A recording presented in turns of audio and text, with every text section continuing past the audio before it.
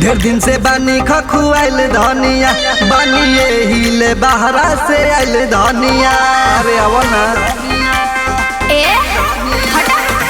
ढेर दिन से बानी खखुआइल धनिया बानी हिले बहरा ले आइल धनिया। जहले बिहान होई धनी रातिया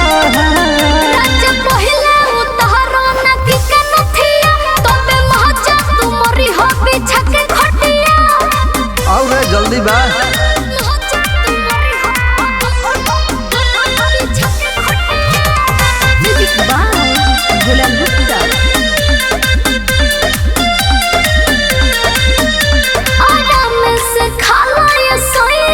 का सुनए रानी मन नहीं मानी मिलल कहीं ना चीज बा। अरे दे दो जइबा कि ना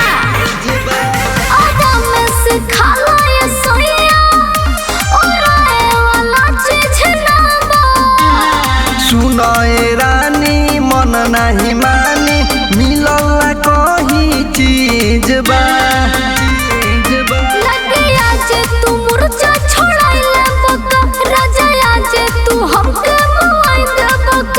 सही सोचल टूटे द पलंग के धनी सुना पटिया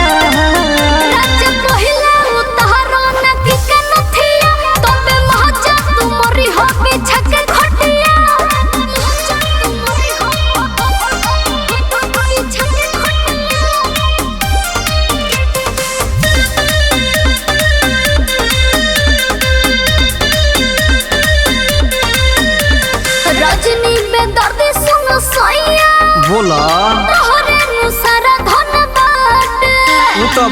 मोहन अखिलेश चंदन के भरत कहीं न मन बा।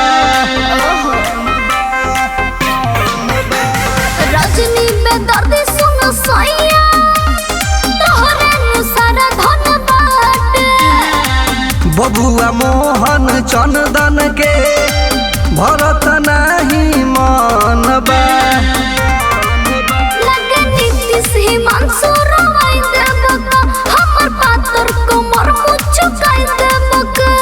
हरदी छाप ली है जहले बिहान होई धनी रातिया